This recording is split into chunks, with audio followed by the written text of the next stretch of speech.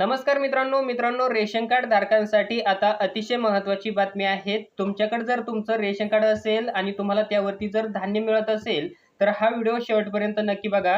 कारण मित्रांनो आजपासून तांदूळ हे पूर्णपणे बंद करण्यात आलेले आहेत आणि त्याच्या ऐवजी तुम्हाला आता 9 जीवनावश्यक वस्तू दिल्या जाणार आहेत। केंद्र सरकारचा हा निर्णय आहे। आता यामध्ये तुम्हाला 9 कोणकोणत्या वस्तू दिल्या जाणार आहेत आणि कधीपासून या वस्तू तुम्हाला वाटप केल्या जाणार आहेत, तर याबद्दलची माहिती आपण या व्हिडिओमध्ये पाहणार आहोत।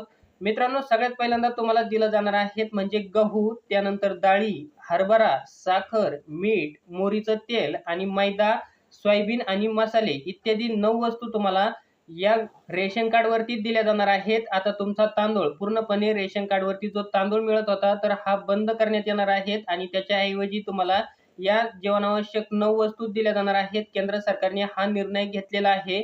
तर मित्रांनो तुमच्यासाठी हा व्हिडिओ अतिशय महत्त्वपूर्ण होता। तुम्हाला जर हा व्हिडिओ आवडला असेल तर चॅनलला लाईक, शेअर, सबस्क्राईब नक्की करा।